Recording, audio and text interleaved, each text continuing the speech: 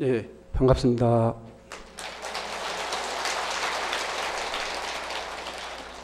예, 방금 소개받은 연각이라고 합니다. 제가 통도사에서 여기 강원의 승가대학에서 학인들하고 공부 좀 하다가 지금 송광사로 옮긴 지가 한 2년 6개월 된 것 같습니다. 이렇게 뭐 그렇게 먼 거리가 아닌데 오다 보니까 그렇게 먼 거리는 아니에요. 그렇지만 이게 또 마음은 있는데 이렇게 또 이런 기회가 되니까 이렇게 또 오게 되네요. 이렇게 와서 보니까 반갑고 또 옛날 생각도 나고, 옛날은 아니지만 한 3년 전 그런 생각도 나고 이렇게 좋습니다. 이렇게 불러주셔서 감사드리고요. 또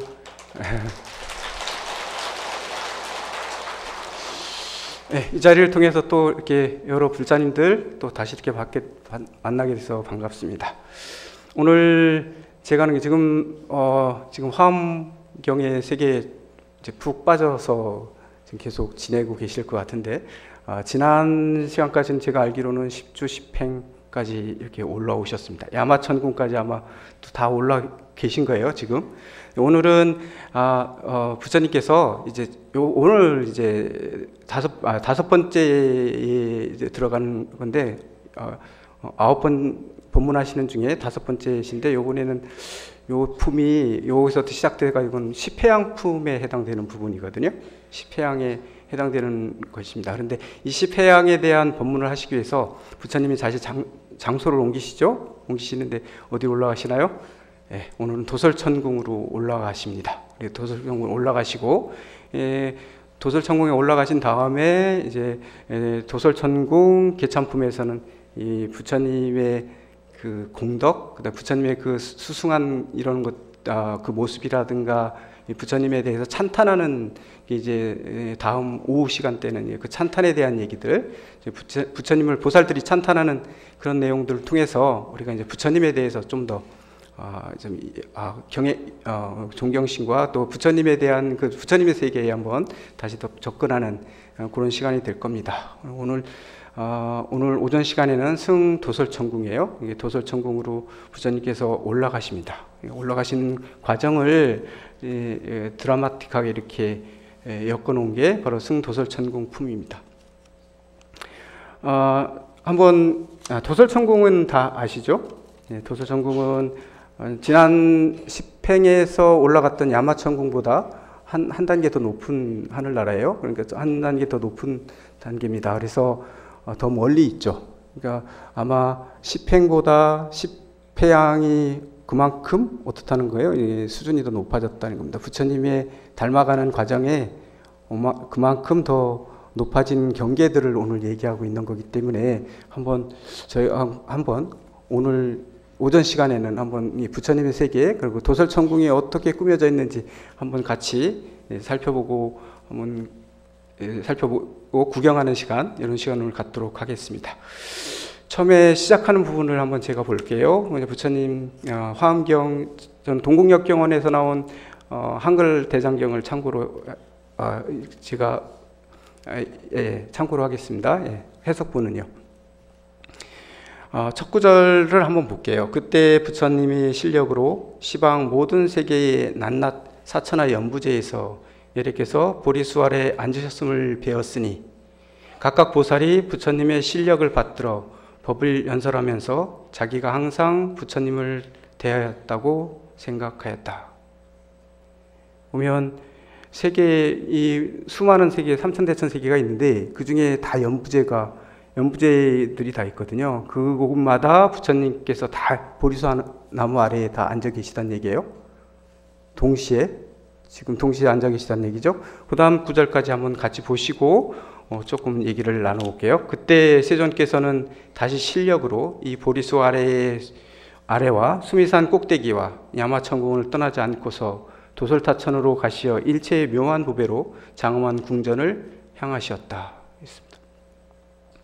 부처님께서 지금 도설천궁에 올라가시는데 본래 처음에 앉아 계셨던 보리수 나무 아래, 그 다음에 뭐죠? 지난번에 올라갔던 수미산 꼭대기, 그 다음에 지난 10행에서 얘기했을 때 야마천궁도 올라오셨었어요.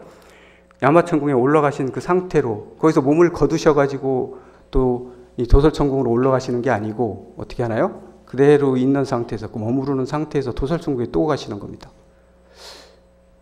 이게 어떻게 그럴 수 있죠?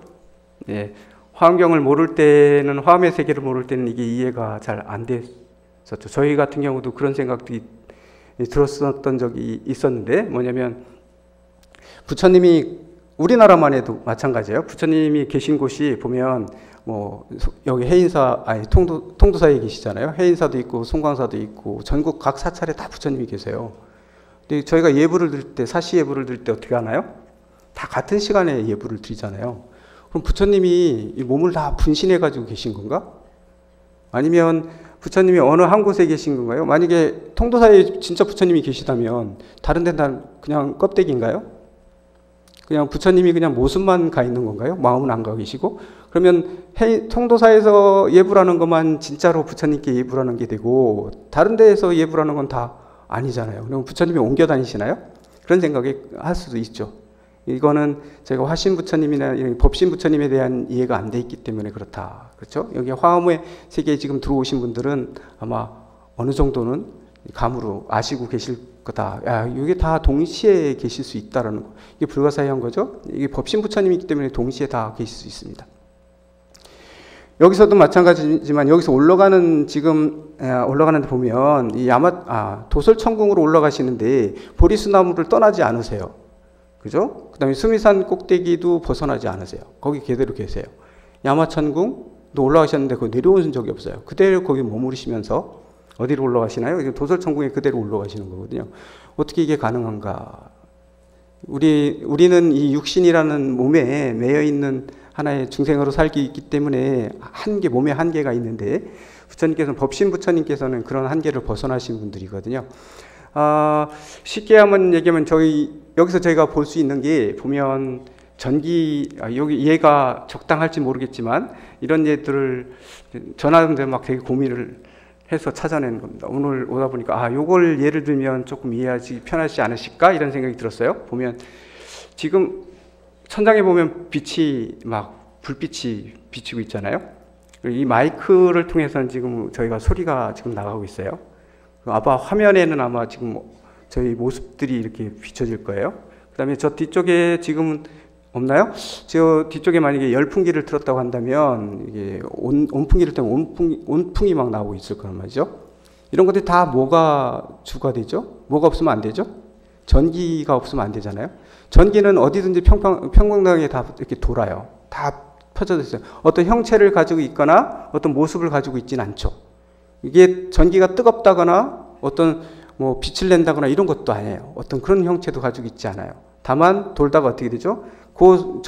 다 도는데 그 순간순간 그 중간중간에 뭐가 있나요? 이게 열풍기가 있으면 열풍기로 이렇게 열을 내주고 빛내는 업들이 있는 데는 빛을 내주고 있고 화면을 보여주는 데는 화면이 보이게 되고 이렇게 소리로 만들어지는 소리로 이렇게 나가게 됐거든요. 그 업에 따라서 이게 업이라고 우리는 이 기계를 어떤 특정한 어떤 시스템을 가진 것들이기 때문에 이게 업이 형성되어 있는 것들이잖아요. 그러니까 부처님은 이 세계에 다 공존하고 계신데 다 이렇게 계신데 그 순간순간 어떤 그런 업에 따라서 출현을 하시죠. 보여주시고 그럽니다. 때로는 빛으로 보여주고 때로는 열로 보여주고 이러듯이 전혀 성격이 다른 모습들도 다 사실은 누가 만들어내는 거냐면 전기에서 나오는 거거든요. 이 세상의 모든 것들은 다 바로 부처님이 만들고 있다. 부처님에 의해서 만들어지고 있다라는 얘기는 이게 완벽하게 이렇게 맞아떨어지는 비유는 아닐지 몰라도 요거를 상상으로 해서 생각해 보시면 좀 더 법신 부처님의 그런 형태를 우리가 이해할 수 있다. 그러니까 도설천에 올라가시는데도 불구하고 야마천이나 수미산이나 이런 곳을 전혀 떠나지 않고 그대로 올라가고 계신 겁니다. 그대로 올라가실 수 있는 겁니다. 어디든지. 그렇기 때문에 오늘 지금 송광사에서 예불을 드리고 있는 스님들, 불자님들, 통도사에서 예불을 드리고 있는 불자님들 걱정하실 필요 없죠. 어디서든지 부처님 계신 곳에서 예를 드리면 다 거기 부처님이 계신 거거든요. 한 부처님인데 어떻게 이렇게 여럿이 수 있느냐, 분신이냐 그런 개념이 아니에요. 그런 개념을 떠나 있는 상태다. 이렇게 보시면 되죠. 이렇게 다 하고 있다. 이랬습니다. 자, 이렇게 도설천궁으로 이제 부처님이 이제 올라가세요. 이제 올라가시는데 보시죠. 그러면 그러면 도솔천의 왕이 이제 부처님이 오시는 걸 보고 이제 막 이렇게 궁전을 꾸미시죠. 이것저것 꾸미시는 내용들이 나옵니다. 부처님께서 올라오시는 걸 보고서 자기가 최대한으로 꾸밀 수 있는 것들을 꾸미죠. 그 다음에 보면, 또 그도 한번 보게 되면, 100천억 층계에 두루 들려 있는데, 100만억이죠. 100만억 층계에 두루 있는데, 뭐, 온갖 꽃과 장식물로 다 화려하게 장식되어 있고, 그 누각도 역시 마찬가지죠. 100만억의 찬란한 꽃들과 생각할 수 없는 그런 모든 보배들로 모든 게 장식이 됩니다. 여기서 지금 한 가지 저희들이 여기 좀 올라왔다라는 걸 알 수 있는 게 뭐냐면, 처음에 뭔가요? 수미산에 있을 때는 숫자가 1만 보배들로 꾸며져 있다고 막 이렇게 표현하셨었거든요. 근데 지난번에 야마천궁에 올라가실 때는 몇 만이 있었어요? 100만의 보배들로 막 꾸며져 있었거든요. 근데 오늘 도선천궁으로 올라가는데 몇 만이 있는 거죠? 100만억입니다. 100만억으로 뛰었습니다. 이 숫자의 크기를 1만에서 100만, 100만에서 100만억으로 뛰었어요. 그만큼 숫자가 비유하는 것들을 통해서 뭐냐면 그 수행의 단계, 그 다음에 그 부처님의 세계에 열려지고 보여지는 게 그만큼 넓어지고 커졌다라는 걸 여러분들 아실 수 있습니다. 10행보다 10회양이 그만큼 더 수승한 그런 경계들이다라는 것들을 이 숫자로서 얘기해주고 있는 거다. 여기 보면 막 휘장으로 돼 있고, 그 다음에 사자저 주변도 뭐 이렇게 해져 있고, 이거 장중하게 계속 얘기 나오거든요. 이게 경전을 읽다 보면 이런 말들이 계속 반복되기 때문에 뭐 이렇게 하나 그러는데, 이 세상에서 우리가 얘기할 수 있는 모든 최고의 그런 보배들, 이런 것들을 다 열거하기 때문에요. 이렇게 많은 숫자들이 나오는 거죠. 그러니까 이 보배들로 꾸며져 있고 꽃구름으로 꾸며져 있고 다 그렇습니다. 구름으로도 덮여 있고 뭐 이런 내용들이 막 나오죠. 그다음에 광명도 여러 광명들이 있죠. 가지가지의 광명으로 이 부처님이 설법하시러 오시는 이 도솔천궁을 장엄하고 있어요. 사자주 주변을 온갖 것으로 다 장엄하고 계신 이런 내용들이 나오죠. 그다음에 음악으로도 장엄되는 모습들이 나오고요. 그다음에 거기서 모든 보살들이 부처님을 찬탄하는 것도 역시 하나의 이 장엄이에요. 그 오시는 그 자리를 장엄하고 있는 이런 것들이 있죠. 이렇게 있습니다. 그리고 심지어는 그 주위에 있는 보살님들이, 그 도솔천궁에 있는 보살님들이 뭐죠? 보살행을 통해 가지고 또한 이제 장엄을 해요. 보세요. 100만억 보살은 보시바나미를 얻어 온갖 것을 보시하고, 100만억 보살은 지게바라미를 얻어 여러 가지 계율을 굳게 지키고, 100만억 보살은 인욕바라미를 얻어 마음을 망동하지 않으며 일체 불법을 능히 받고, 이렇게 100만억 보살들이 모여서 보시를 행하고, 그 다음에 지계를 행하고, 인욕을 행하고, 정진을 행하고, 그다음에 선정을 행하고, 그 다음에 지혜바라미를 하고 행하는 이런 모습들이 나오거든요. 이것도 뭐죠? 부처님의 그 단을 장엄하는 겁니다. 보살의 행을 통해서 장엄하죠. 그 모든 그 꽃이나 뭐 보배나 이런 것들로 장엄하는 걸 떠나서 또 거기에 계신 보살님들은 자기의 이런 수행으로서 여태까지 부처님께서 말씀하셨던 그 수행을 직접 자기가 수행을 통하는 것도, 수행으로 옮기는 거, 이런 것들도 뭔가요? 하나의 장엄입니다. 부처님이 그 불단을 장엄하고 계신 거예요. 부처님이 지금 오시고 계시기 때문에 그 자리를 이렇게 화려하게 장엄하는데, 보살들은 자기들 이런 수행으로서 또 장엄을 하고 계십니다. 이렇게 보살들뿐만 아니라 그 다음에 뭐죠? 뭐 팔부나 인천, 뭐 이게 하늘나라 하늘 신들까지 다 와서 이렇게 부처님을 공양하고 부처님께 예경함으로써 또 공양을 장엄을 하고, 이런 모습들이 장중하게 이렇게 펼쳐지는 모습들이 있죠. 네, 이것들을 다 저희가 보기에는 경전이 되게 길기 때문에 하나하나 보진 않겠습니다. 나중에 가셔가지고 쭉 한번 읽어보세요. 그러면 저는 이거 읽으면서 어떤 느낌이 드냐면, 이렇게 환희심이 막 난다고 얘기하나요? 이런 이런 보배들이 장엄되어 있는 모습들이 너무 장중하게 받아들여지는 거죠. 네. 이 세상에 모든 존재하는 모든 것들은 다 거기에 있는 겁니다. 저희가 사실은 이게 볼 수 있는 게, 아까 이미 수미산 전상에도 올라갔고, 야마천궁에도 올라갔고, 지금 여기 도솔천에도 올라와서 이렇게 장엄하는 숫자가 막 늘어나는데, 이게 사실은 이 장엄하는 숫자가 이렇게 늘어나지만 이 뭐죠? 부처님께서는 이걸 다 보고 계시고 우리가 했지만 뭐죠? 이게 이 장엄한 수작 원래는 사실은 뭔가요? 화엄경에서 얘기하는 게 원래는 그 모든 장엄들이 이 지구 안 지금 우리가 있는 이 공간에도 완벽하게 다 갖춰져 있고 다 장엄돼 있거든요. 근데 뭐죠? 아직 10주 정도 우리가 구해서 1만 정도까지 보여지는 거거든요. 그 다음에 10행 정도 올라가실 때는 100만 정도로 보여지는 거고, 조설천궁에 오르면 100만 억으로 보여지는 건데, 그만큼 그 뒤에는 더 많은 것들로 펼쳐져 있겠죠. 그 수준에 따라서 이렇게 펼쳐져 보이는 것 뿐이에요. 이 자리를 떠나서 이 자리 말고 다른 데 장식되어 있는 걸 얘기하는 건 절대로 아닌데, 저희가 볼 수 있는 것들은 잘 안 보이잖아요. 이건 뭔가요? 우리는 아직 수행이 안 돼 있기 때문에 환희롭지 못하죠. 이 자리에 지금 오신 1000명이라든지 이렇게 많은 불자님들이 전부 다 각자 자기의 보는 만큼의 환희심들이 나실 거예요. 이 안에 장식되어 있는 것들이. 이게 환희심이 많이 나실수록 뭐죠? 조금 공부를 많이 하실수록 어떻게 되나요? 더 올 때마다 더 환희심이 나시고 더 꾸미는 건 없지만 더 꾸민 것들이 마음속에 이런 장엄들이 보이시고 이렇게 돼 가는 겁니다. 이것들을 경전에서 다 표현해 놓고 있는 거다. 이렇게 보시면 되겠죠? 예, 이런 장엄들을 해서 온갖 장엄들을 통해서 부처님 오시는 것을 궁전을 장엄해 놓습니다. 그렇게 되면 이제 부처님께서 이제 들어오시죠. 어디든 이제 올라오셨습니다. 이때 보시죠. 이제 뒤쭉 넘어가셔가지고 한번 볼게요. 네. 이때 도설천왕이 열애를 위하여 사자좌를 차려놓고는 존중하는 마음을 내어 10만억 아승기 도설천자들과 더불어 열애를 맞아 받들고 이제 맞아 들이십니다. 부처님께 만났습니다. 청정한 마음으로 아승기 색 꽃구름을 내리며 부사이의 색 향구름을 내리며 갖가지 색 화만 구름을 내리며 역시 마찬가지로 뭐죠? 부처님께 오셨어요. 이제 사자좌에 이제 맞아 들이시면서 역시 또 뭐죠? 자기 천자들이 가지고 있는 이런 것들 공양을 부처님께 올리는 겁니다. 다시 온갖 화려한 공양을 부처님께 올리는 거죠. 그 공양을 올리는 내용들이 그 뒤에 이제 같이 나오는 거죠. 보게 되면 그 뒤에는 자기 수행을 통해서 올리는 그런 것들이요. 물론 이제 그런 보배나 이런 것들을 수행해서 올리기도 하지만 그다음에 보면 자기 수행을 통해서 얻은 과보 있잖아요. 결과물 나온 것들 이런 것들을 부처님께도 다 올립니다. 이게 뭐냐면 역시 우리가 수행에 옮기고 오늘 하루 마음 공부하는 것 자체가 부처님께 올리는 공양이다. 공양을 올리는 내용들이 그 뒤에 계속 나옵니다. 그죠? 그 다음에는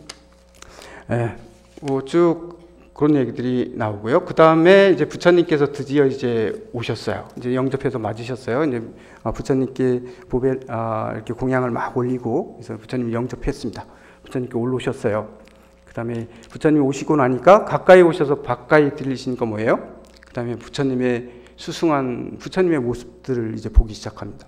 이제 그 다음 이어지는 게 부처님의 수승한 공덕들을 이제 보기 시작하는 거죠. 그걸 보고 이제 보여주기 시작하는데 이걸 통해서 이제 부처님을 우리가 아주 가까이 오셨기 때문에 이제 뵙는 겁니다.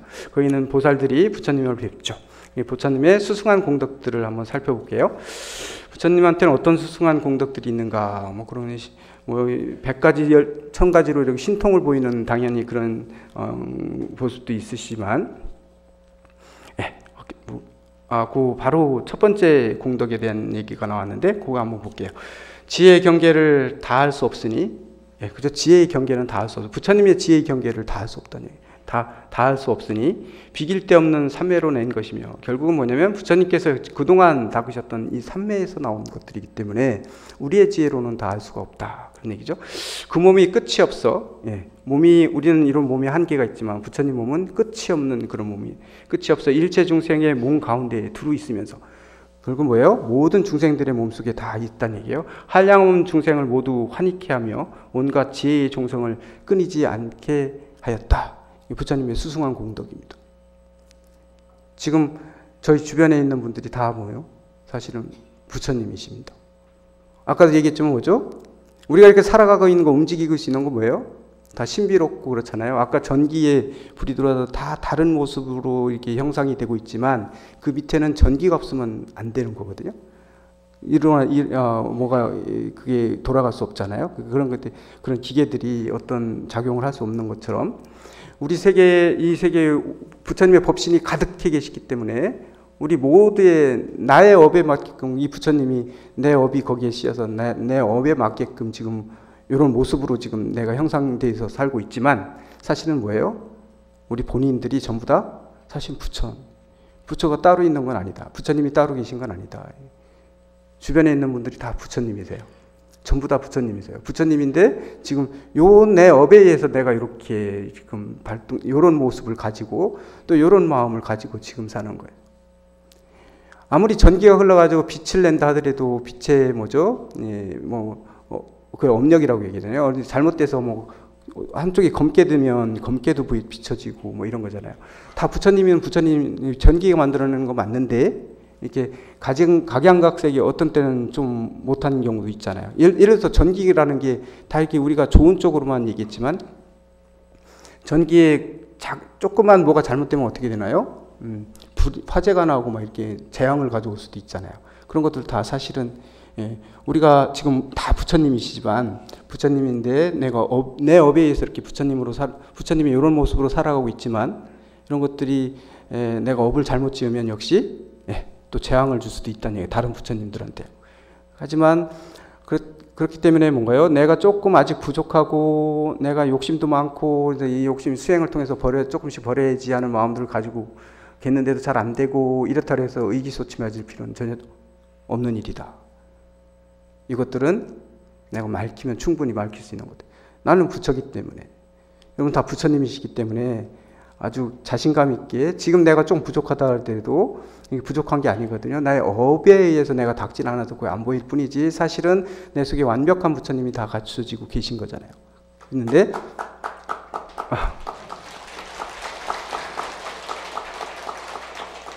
모두가 다 부처님이다 이런 얘기입니다. 그런데 저희는 자꾸 부처님을 잘 보지를 못해요. 대부분 내 마음에 내 업에 의해서 잘 안 보이거든요. 왜냐면 탐진치가 있기는 나를 아끼는 이기적인 마음들이 어쩔 수 없이 우리 이 몸을 가지고 있는 그런 것도 작동하거든요. 그 다음에 이런 것들이 뭐냐면 상대를 볼 때 자꾸 상대를 부처님으로 안 봐지게 되죠. 자꾸 단점만 보게 되는 경향이 되게 많죠. 결국 상대한테 내가 화를 낸다는 거 있잖아요. 누구한테 화가 자꾸 일어난다고 할 때는 그건 뭔가요? 상대한테 내가 바라는 게 있는 거거든요. 이 상대한테 바라는 게 있는 것뿐만 아니라 나 나름대로 뭐죠? 이렇게 해야 된다는 기준들이 있어요. 우리가 살다 보면. 근데 상대가 그렇게 하지 않으면 화가 나는 뭐죠? 그 사람의 상황, 그 사람의 상태 다 틀리거든요. 이게 서로 자기의 기준에 의해서 남을 바라보니까 화가 나고 막 이런 것들이거든요. 보면 그래서 옆에 있는 부처님들을 삼아 보지 못하고 지나는 경우도 다 저 사람이 무슨 부처님이야 절대로 아니야 뭐 이렇게 얘기하는데 자세히 들여다보면 지금 못된 짓 하고 내 마음에 안 드는 구석들도 많다고 하더라도 자세히 들여다보면 부처님이 언뜻 보이실 거예요. 부처님들이 그 마음 공부를 더 하시다 보면 그게 쉽게 더 보일 거고요. 이런 거 그렇죠? 모두가 다 부처님인 겁니다. 여기도 보시면 그랬잖아요. 첫 번째 부처님의 수승한 공덕을 얘기할 때 뭐냐면 그렇죠.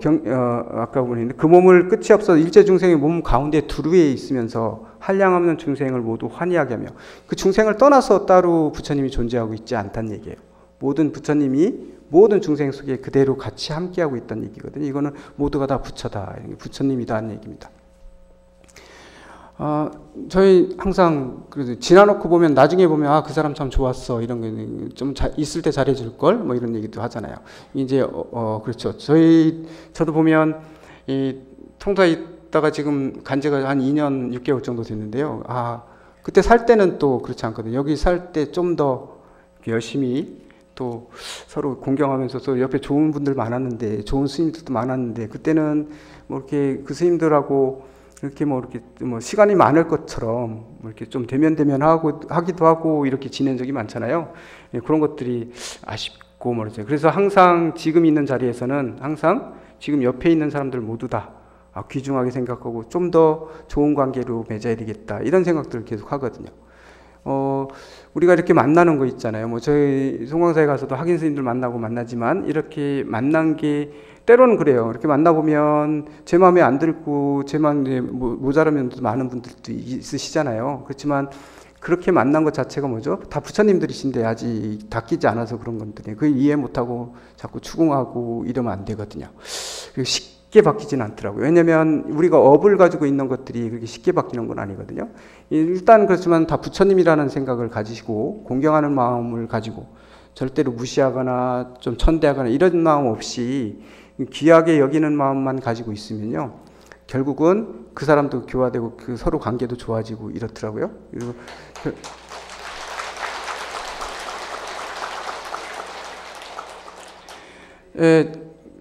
저는 항상 그런 생각들 해요. 출가해가지고 되게 행복해 보이나요? 저는 출가해서 아직까지는요. 한 20년 때로는 조금 뭐 고민되는 것도 왜 없었겠습니까만은 그래도 그래 부처님 제자 된 거에 대해서는 이거는 내가 잘한 거다 이런 생각을 항상 하고 사는데 보면 주변에 도반들이 다 좋아. 제가 복이 많아서 그런가요? 옆에 있는 도반들이 참 좋은 도반들을 많이 하고 이렇게 인연이 많이 됐어요. 저희 시계에게만 뭐 보살행을 그렇게 행하는 스님들이 되게 많았거든요. 전 미처 내가 못하는 것들을 해주고 이런 경우가 되게 많은데 지금도 그런 도반들을 통해 내 부족한 면들은 그런 도반들을 통해서 또 배우게 되고 나를 반성하게 되고 이런 계기가 되게 많이 돼요. 제가 항림에 좀 오래 있었는데요. 그때 보면 그쪽 화장실이 해우소라는 게 사실은 공용으로 쓰잖아요. 해우소가 공용으로 쓰는데 해우소하고 이렇게 씻는 그 세면장이 공동으로 저희는 활용을 했거든요.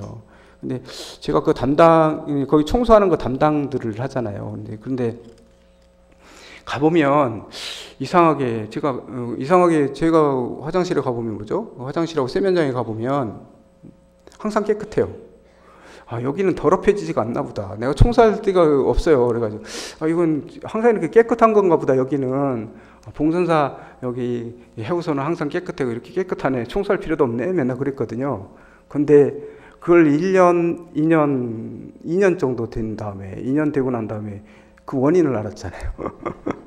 이유가 있는 건데 그걸 몰랐던 거죠. 티를 안 내니까요. 우리 도반 스님 하나가 항상 남들 없을 때 청소를 하는 거예요.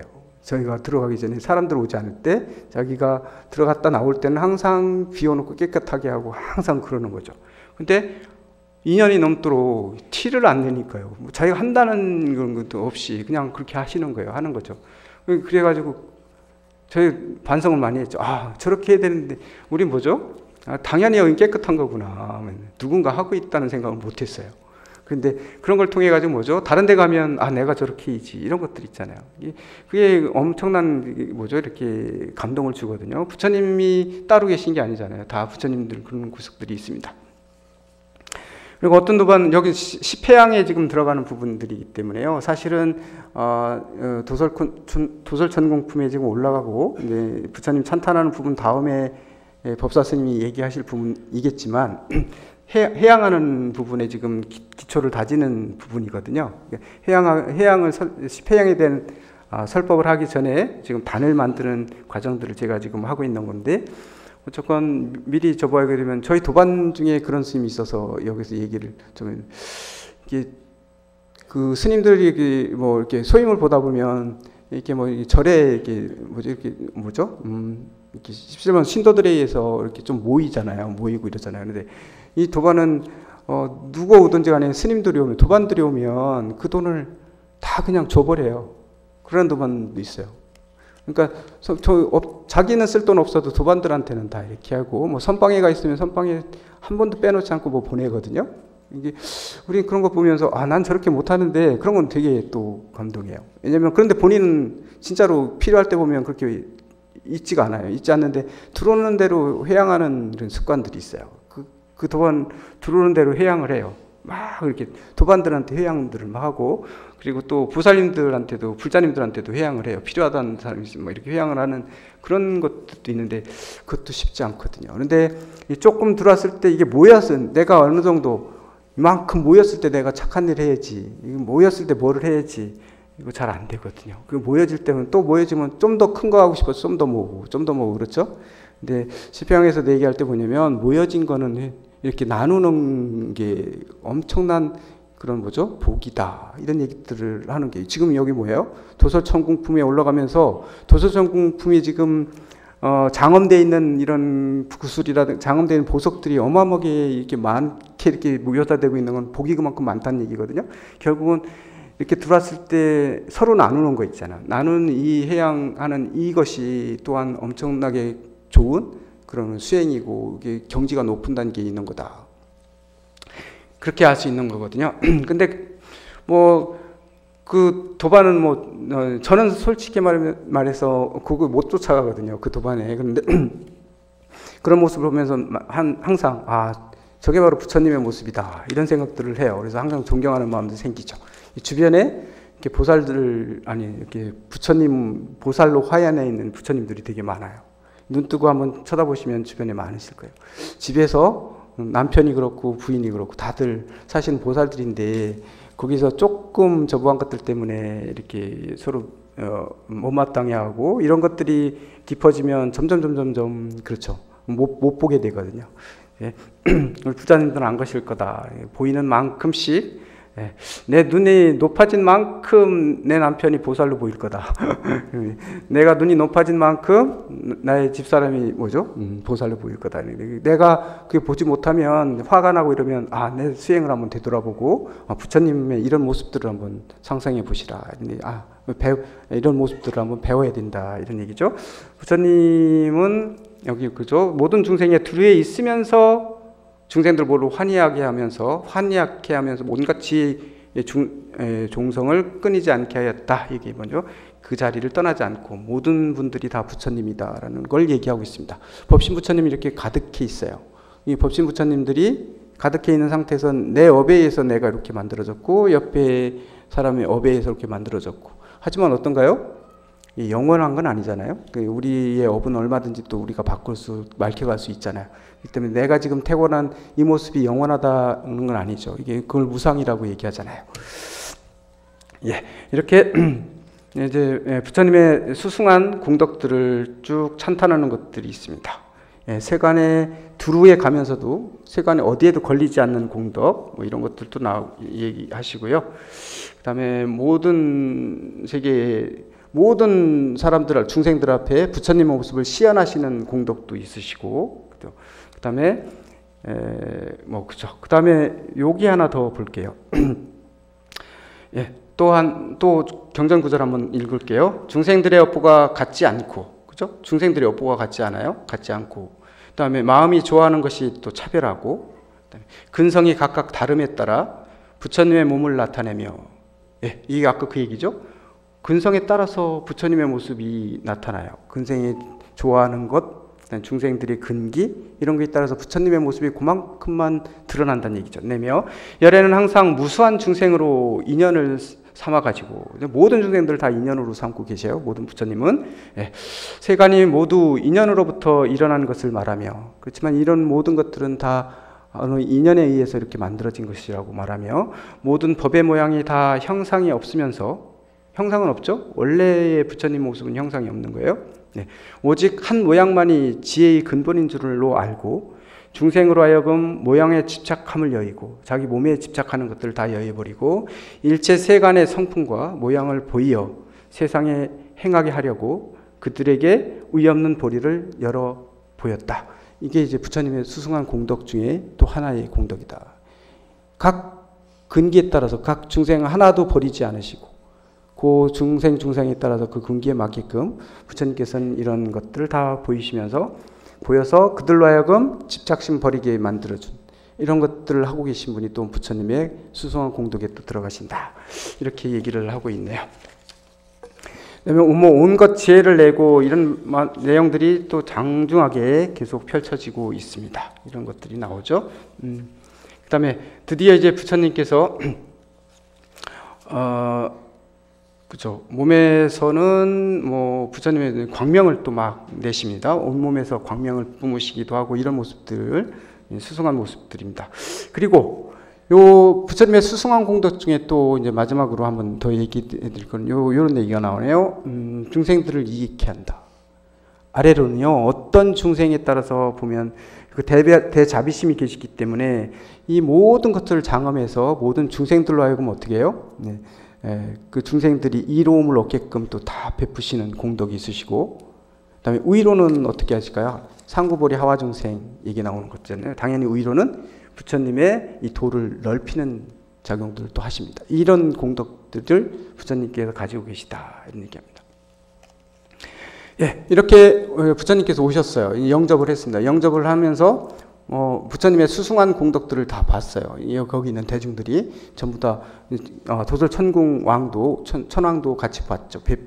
부처님 뵙고 이런 수승한 모습을 가까이 보니까 이런 수승한 모습들을 다 부처님께서 가지고 계신 거예요. 이걸 보시니까 당연히 어떻게 하겠어요? 야, 부처님께 당연히 머물러 달라고 말씀드리겠죠. 그 다음에는 부처님을 여기 계시기를 청하는 겁니다.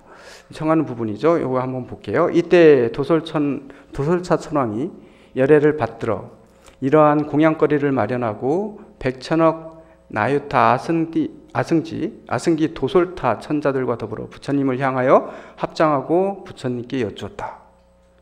잘 오시나이다 세존이시여. 잘 오시나이다 세존이시여. 잘 오시나이다 열애응공 정등각이시여. 저희를 가엾이 여기사 이 궁전에 계시옵소서. 부처님께 여기에 계시라고 이렇게 청을 드리는 부분이죠. 부처님께서 당연히 지금 법문하러 오셨는데 돌아가시지는 않으시겠죠? 예. 부처님께서는 도솔천왕의 청을 받아들여서 이제 받아들이시는 부분이 그 뒤에 이어지는 거죠. 예, 이렇게 부처님께서 이제 청을 받아들이십니다. 모든 것들을 받아들이고 나니까 다시 부처님께 우리가 가끔씩 보게 되면 부처님께 청한 공덕 수승하다 뭐 이런 얘기도 하네요. 부처님께 청법하는 건 그런 공덕이 되게 크다 이런 얘기 하잖아요. 도솔천 왕이 지금 부처님께 자리에 계시기를 청했죠. 그렇기 때문에 당연히 권청을 드린 공덕이 있을 거예요. 그 뒷부분에는 바로 도솔천 왕이 이익을 얻는 부분에 대한 얘기가 나옵니다. 예, 이렇게 부처님께 권청했을 때 도솔천 왕이 어떤 이득을 얻었는지 같이 한번 볼게요. 때 도솔천 궁의 풍류와 노래와 찬탄함이 치성하여 쉬지 아니하여 하며 부처님의 실력으로서 도솔천 왕의 마음이 동요하지 않으며, 예, 음악이 막 펼쳐지는데 도솔천 왕은 이제 더 이상 마음이 동요가 없으며 지난 세상의 선근이 모두 원만하여지고, 예, 그동안 아직 저보에 있었던 미진했던 지난 세상의 선근들이 다 원만하게 다 갖춰지게 되고, 한량없는 선한 법이 더욱 견고하고, 예, 선한 그런 법들이 더욱 견고해지고 깨끗한 신심이 증장하여 크게 정진함을 일으키고 환희한 마음을 내었으며 좋아하는 뜻을 깨끗이 하여 보리심을 내었고 법을 생각하기 끊임이 없어 모두 지니고 잊지 아니하였다. 이런 것들이 다 원만하게 갖춰지고 부처님을 보고 환희하는 마음들도 역시 더 커지고 이런 얘기들이에요. 보리심을 다 맞아서 이제 더 이상 끊어지지 않는 보리의 그런 마음을 얻었다. 예, 도솔천궁의 도솔천왕이 부처님께 여기 있으시기를 청한 그 공덕으로 이런 과보를 얻게 돼, 이런 이득을 얻게 되었다. 예, 이 법을 물론 이제 내가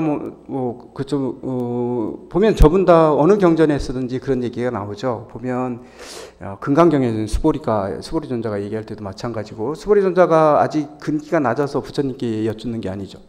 뭐죠? 부처님께 이렇게 설법해 주기를 청할 때는 왜 자기만 듣는 이게 공덕이 크냐면 뭐죠? 그 말씀을 통해서 많은 중생들이 다시 그 부처님을 뵐 수 있고 그 가르침을 통해서 공부할 수 있기 때문에 이 부처님이 한 번 법문하시는 거, 이렇게 설법하시는 게 결국에 한 번이 아니라 한 사람한테 하는 게 아니라 모든 사람들한테 이익이 갈 수 있는 거죠. 그렇기 때문에 이렇게 부처님으로 하여금 설법해 주시기를 청하는 이 공덕은 사실 수승하고 이렇게 크다. 그래서 그 공덕 또한 이득 또한 어마어마하게 크다 이렇게 얘기하는 겁니다. 그러니까 우리가 사실은 누구에게 이게 법을 청한다는 게요 있으면 보면 저희도 마찬가지인데 이렇게 누구를 좀 이렇게 밑으로 보거나 이렇게 상대를 부처님으로 보지 않고 약간 하면 절대로 뭐죠? 법을 청하지 않죠. 에이 뭐 별거 아닌 것 같은데 나보다 못한 것 같은데 그런 얘기 하잖아요. 그런데 듣는 아무리 그렇다 하더라도 뭐죠? 다 부처님들이시기 때문에요. 아니요, 누구한테든지 어떤 법문을 듣더라도 그런 것들은 다 저한테 도움이 되고 다 그렇습니다. 그래서 그런 법을 청해서 법을 한번 이렇게 설할 수 있게끔 해드리는 거 이런 것들은 이렇게 공덕이 크죠. 상대를 존중하는 마음, 상대를 귀하게 여기는 마음, 이런 마음이 없으면 함부로 또 법을 청하지 않아요. 이게 뭐죠? 아만 이런 것들이 있으면 안 되잖아요. 이런 것들을 떨쳐버린 사람만이, 겸손해진 사람만이 상대한테 법을 청할 수도 있거든요. 그렇기 때문에 이 법을 청함으로 인해 가지고 자기를 또 낮추는 이런 결과도 오잖아요. 그렇기 때문에 이런 공덕들, 이런 이득들이 자기한테 온다. 이렇게 얘기할 수 있죠. 예, 그 다음에 그 다음에는 뭐냐면 이제 개송으로 이 도설천 천왕이 자기 이득을 이렇게 얻고 나서는 부처님을 찬탄하는 개송으로 찬탄을 하십니다. 보시게 되면요, 보면 첫 번째 구절만 한번 볼게요. 찬탄하는 구절 첫 번째면요, 이거는 도설천 왕이 부처님을 찬탄하는 겁니다. 지난 옛적 무예월 열의 계심에 여러 가지 길상 중에 가장 승하며 그 부처님 장엄전에 일찍 드시니 그러므로 이곳이 가장 길상해 이렇게 얘기했는데요. 이게 뭐냐면 사실은 무예월열에 광지열에 보안열에 산호열에 논사자불열에 이렇게 해서 10분의 부처님을 얘기를 해요. 얘기를 하면서 찬탄, 이분들이 여기 계셨기 때문에 바로 이 도설천궁이 가장 길상한 곳이다, 좋은 곳이다라는 것들 얘기하고 이만큼 이 장소를 찬탄하는 거거든요. 결국은 사실은 그 도설천은 누가 계셨던 거예요? 우리 부처님, 석가모니 부처님께서 오시기 전에 어디 계셨죠? 도설천에 계셨잖아요. 그죠? 이 사바세계에 오시기 전에, 중생들 구제하기 오시기 전에 대기하고 계신 거 어디예요? 도설천이거든요. 이 도설천이 그렇기 때문에 여기 뭐냐면 열 부처님의 명호를 얘기했잖아요. 이 부처님들은 여기 계시다가 다시 이제 사바세계 중생 구제를 하시러 가셨던 부처님들이기 때문에 이 명호를 하면서 칭찬하는 겁니다. 지금 이 궁전에 이 사자자 자리가 이렇게 수승하고 훌륭하다라는 것을 지금 찬탄하는 개송이 나오는 겁니다. 그래서 10 부처님을 부르면서 10 부처님에 대해서 찬탄하는 부분이 여기 이어집니다. 그죠? 이제 도설천궁에서 이제 이 많은 걸 지금 막 다 지났어요. 어쨌건 이 장엄하고 하는 모습들을 보배로 장엄하고 꽃구름으로 장엄하고 그다음에 뭔가요? 향으로 장엄하고 음성으로 장엄하고 이런 장엄들이 우리가 상상 이상의 그런 장엄들을 여기 펼쳐놓는데, 그러니까 우리가 보지 못하는 장엄들이에요. 그러니까 우리가 상상하는 건 우리가 아는 것만큼밖에 상상 못하잖아요. 근데 부처님의 이 세계가 장엄되어 있는 건 우리 상상 이상이기 때문에 이렇게 화려한 장엄들을 수없이 이렇게 얘기를 할 수밖에 없었거든요. 우리들은 잘 모르니까. 근데 그 부분들은 지금 다 그냥 지나쳐가지고 지금 뒤쪽으로 왔어요. 그 중간에 그 장엄하는 부분들이에요. 그런 부분들을 한번 이런 기분을 가지고 쭉 읽으시면서 한번 읽으시다 보면 또 환희심이 날 수도 있기 때문에 그 부분은 각자 한번 보시기도 하고요. 드디어 이제 이렇게 말씀하시니까 부처님께서 이제 사자자에 오르십니다. 마지막으로 이제 부처님께서 사자자에 오르시는 그런 부분이 제일 뒤를 마무리하죠. 한번 볼게요. 그때 세존이 일체 만이보 장엄전에 만이보장 사자자에서 결과부자 하시니 법신이 청정하고 묘한 작용이 자제하사 3세의 부처님들과 경계가 같으시며 온갖 지혜에 머무사 일체 부처님과 더불어 한 성품에 같이 들었으며 부처님 눈이 밝으사 일체 법을 보시되 장애가 없으며 큰 위력이 있어 법계에 논이시어 쉬지 않으시며 큰 신통을 갖추시고 교화할 중생이 있는 데는 모두 나아가시며 모든 부처님의 걸림없는 장엄으로 몸을 장엄하고 시기를 잘 아시며 대중에게 법을 말씀하셨다. 이제 사자자에 오르시는 장면입니다. 여기 여기 보면 여기서도 그렇게 하잖아요. 모든 일체 만이보 장엄전이에요. 장엄전에 부처님께서 동시에 앉으신 거예요. 사실은 한 분인데, 그죠? 네. 온 세계에 다 만이보장이 있잖아요. 온 세계에 다 있는데 그 만이보장에 부처님께서 사자자 결과부자하고 앉으셨는데 한 장소에만 앉으신 게 아니라 다른 도솔천에 있는 것 전부 다 동시에 앉으셨다는 얘기예요. 그러니까 지금 도솔천에 부처님이 가셨기 때문에 다른 데는 없는 게 아니시다는 얘기죠. 이 법신불전 얘기이기 때문에요. 그 자리에 있으면서 다 그렇게 앉으셨다. 그런데 그 부처님들이 보면 삼세 부처님과 모든 부처님들이 뭐가 똑같아요? 그 경계가 다 같으셨다. 이런 게 뭐냐면 모든 언이 송광사에 있고 저기 조계사에 있고 뭐 어디요 통도사에 계시고 또 해인사에 계시고 어디 계신 부처님들이 차등이 있는 부처님이 하나도 없이 전부 다 그 경계가 다 같으신 분들이 앉아 계신 거거든요. 그렇기 때문에 그런 얘기를 하고 있는 겁니다. 여기서 부처님이 이렇게 앉으셨다. 이렇게 해서 지금 부처님께서 이 사자자에 지금 오르시는 부분까지가 이 승도솔천궁품이에요.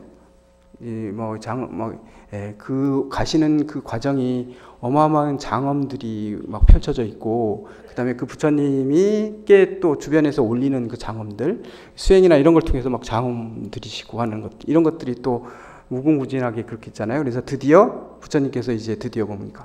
사자자에 오르십니다. 오르셔서 앉는 부분까지 오늘 오전 시간에 여기까지 했습니다. 오후에는요, 오후 시간에는 그 뒤에 이제 뭐죠? 이제 부처님이 오셨으니까 그 부처님 보시고 보살들이 전부 다 보살들이 그 부처님의 그 모습을 본 다음에 부처님의 그 수승한 그런 모습들을 보고 찬탄하는 거예요. 부처님의 공덕, 부처님의 모습 이런 것들에 찬탄하는 개송들로 이루어져 있거든요. 그냥 뭐 그런가 보다 하시겠지만 이 찬탄하는 개송들을 통해서 우리는 뭘 알 수 있냐면 보시면 부처님의 모습을 좀 더 이런 분이시구나 우린 알 수 있고 또 그걸 통해서 보여줄 수 있는 그런 것들이거든요. 그렇기 때문에 개찬품이 그냥 찬탄하는 부분이다 이렇게 보시면 안 되고요. 거기서 찬탄하는 내용들을 보시면 부처님의 모습이 저희한테 더 와 닿고 이런 것들 모습을 보일 수 있을 겁니다. 오늘 지금 시간이 지금 보면 그 사실은 이 화엄경이 다시 한번 정리해 보게 되면 화엄경이 7처에서 7군데에서 9번에 거쳐서 법문을 하시는 거잖아요. 저희가 지금은 그 중에 9번 중에서 5번째예요. 그죠? 5번째에 십회양품에 이제 들어가는 부분들을 지금 보고 있는 이렇게 하는데 결국은 뭐 오해 들으실 분도 있을지 모르니까 결국은 뭐냐면 이것들이 이 회양의 공덕이 얼마나 큰 것인가, 회양은 왜 꼭 실천하는 중간에 이게 있어야 되는가, 뭐 수행이나 이런 우리 지혜가 높아진 다음에 이 회양이 왜 이렇게 회양이라는 게 왜 중요한가에 대한 내용들, 그리고 그 공덕이 이렇게 크기 때문에 그런 것이다라는 것들을 느낄 수 있는 그런 것들을, 그런 가르침을 주시는 품이 이제 제 5회 세 품에서 그런 얘기들을 하고 있는 내용들이거든요.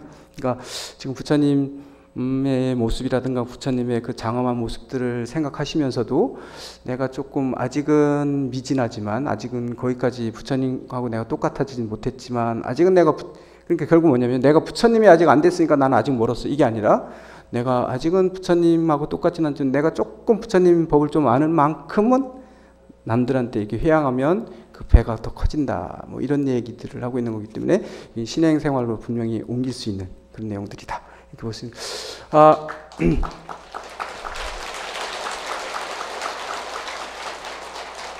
사실은 내용이 지금 막 이렇게 그냥 도설천국으로 올라가는 부분에 대한 장엄된 내용들만 나와 있는 부분이기 때문에 내용이 장황스러울 수도 있고요. 뭐 별 뭐가 없는 것처럼 보일 수도 있어서 그렇지만 즉 나름대로는 부처님한테 어떻게 하면 이 부처님의 이 장엄한 세계들을 환희심 나게끔 만들어 드릴 수 있을까 하는 고민을 했는데 안 되더라고요. 이게 마음대로 안 되죠. 이걸 보면 이렇게 얘기해 가지고 이게 환심이 날 수 있는 게 아니에요. 직접 조금이라도 아 그런 게 있나 이렇게 생각되셨다면 저희 바람은 뭡니까? 직접 한번 승도설 천공을 읽으시면서 그런 환희를 한번 느껴보시라고요. 아 부처님 세대에 내가 나아가고 있을 때 이런 환희심 그리고 그런 것들이 장엄되어 있는 모습들 이런 데서 직접 한번 보시면 환희심이 나실 거라고 생각하고요. 제가 이게 전달할 수 있는 건 없는 것 같고요. 직접 한번 경전을 한번 읽어보세요. 오늘 가서 읽어보시든 한글로 되어 있는 것도 많으니까 이렇게 보시면서 직접 한번 그런 환희심을 한번 느껴보시기 바라면서 예, 이따 점심 공양하시고 오후에 다시 뵙도록 하겠습니다. 예.